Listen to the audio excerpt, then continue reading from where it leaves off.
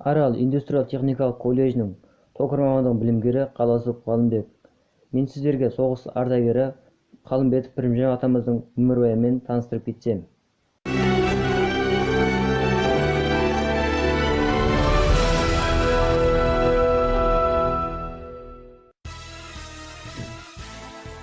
Қалымбетов Пірімжан атамыз 1923 жылы Арал ауданы Қарақұм ауылдық советінде туған. Ол еңбек жолын 1940 жылы ауыл шаруашылығы артелінде колхозшы болудан бастады. 1942-1945 жылдары Совет армиясы қатарында болып, отанымызды неміс фашист басқыншыларынан қорғауға қатысты. 1947-1957 жылдары Абай атындағы колхозда қойма ферма